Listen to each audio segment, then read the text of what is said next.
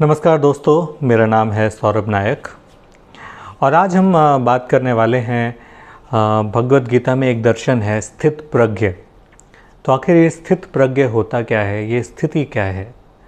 तो सबसे पहले तो ये जो श्लोक भगवद गीता में है मैं वो आपको सामने आपको पढ़ के बताता हूँ।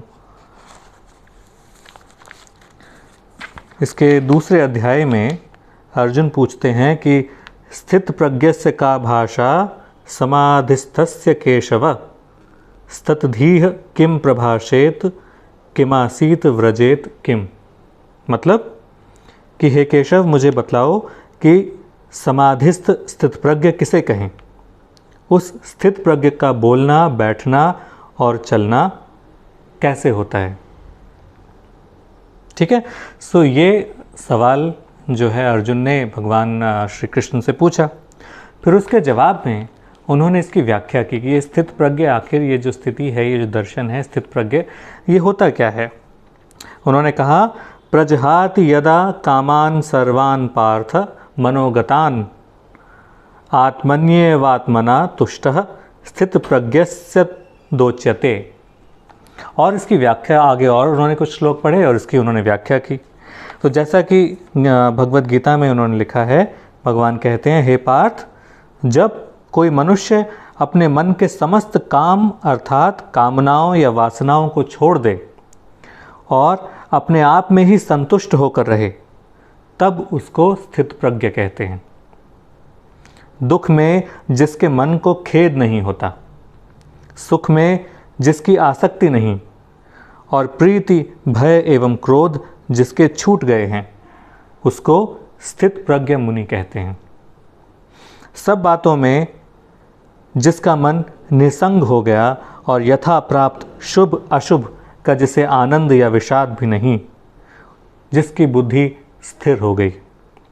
जिस प्रकार कछुआ अपने हाथ पैर आदि सब ओर सिकोड़ लेता है, उसी प्रकार जब कोई पुरुष इंद्रियों के स्पर्श आदि विषयों से इंद्रियों को खींच लेता है, तब कहना चाहिए कि उसकी बुद्धि स्थिर है। तो ये तो व्याख्या हो गई जैसा कि भगवद गीता में स्थित प्रज्ञ के बारे में बताया गया है। तो हमारी ज़िंदगी में स्थित प्रज्ञ का क्या मतलब है?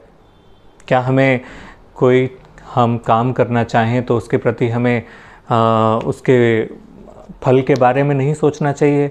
क्या हमें अगर कोई कुछ अच्छा परिणाम प्राप्त हो तो क्या हमें बहुत खुश नहीं होना चाहिए?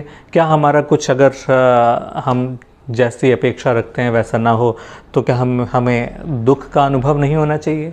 क्या ये इसका मतलब है? इसका मतलब ये है कि ये जो परिणाम है, परिणाम तो आपके हाथ में है ही नहीं। जैसा कि भगवान कहते हैं कि कर्म करो, क्योंकि परिणाम तो आपके हाथ में है ही नहीं।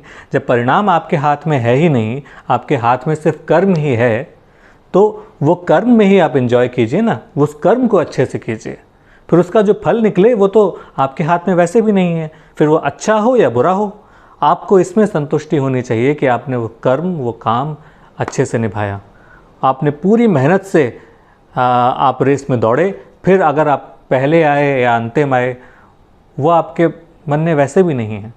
बहुत सारी नियति जो है, जो वो तो भगवान के हाथ में है, जो होना है वो तो उनके हाथ में है। तो जब ये इस चीज़ से आप मुक्त हो जाएंगे कि ठीक है, मुझे एंड रिज़ल्ट जो है उसका तो मुझे कोई बात नहीं, मैं सिर्फ कुछ अचीव करने के लिए नहीं कर रहा। मैं अगर पढ़ाई भी कर रहा हूँ तो कुछ अचीव करने के लिए नहीं कर रहा। इस समय मेरा भी धर्म है, मेरा काम है पढ़ाई करना, तो मैं पढ़ाई कर रहा हूँ। किस लिए? जिससे मैं और जान सकूँ। इस समय मैं ऑफिस में काम कर रहा हूँ, मेरा काम है इस काम को अच्छे से करना। ये नहीं कि ये काम अच्छा करूँगा फिर ये हो जाएगा, फिर ये हो जाएगा। भविष्य की योजनाएं नहीं, सिर्फ अभी जो हम आज में जीना और आज के काम को अच्छे से करना, और न ही उसके परिणाम के बारे में सोचना। बुरा हुआ तो ठीक है, कोई बात नहीं, उसको हम फिर से करेंगे। अच्छा हुआ तो ठीक है, उसमें भी बहुत ज़्यादा आनंदित नहीं होना, है ना। क्योंकि यही तो है स्थित प्रज्ञ का, कि अपने आप को, अपनी इंद्रियों को, अपने विचारों को और एकदम अपने आप में रखना, है ना। ज़्यादा उल्लास में, हर्ष में एकदम पागल नहीं हो जाना, और ज़्यादा कोई चीज़ नहीं हुई तो एकदम दुखी, एकदम उदास, डिप्रेशन में नहीं चले जाना। तो ये स्थिति स्थित प्रज्ञ है। स्थित प्रज्ञ ये जो दर्शन हमारे भगवद गीता में दिया हुआ है, ये आज मैंने आपको बताया। इससे संबंधित अगर आपके कुछ विचार हैं, कुछ अगर सवालात हैं, कुछ क्वेश्चंस हैं, तो आप ज़रूर हमें प्लीज़ कमेंट बॉक्स में लिखिएगा। और आगे आने वाले मैं कुछ और गीता के श्लोक पढ़कर इनका और एक्सप्लेनेशन आपको बताने वाला हूँ। धन्यवाद।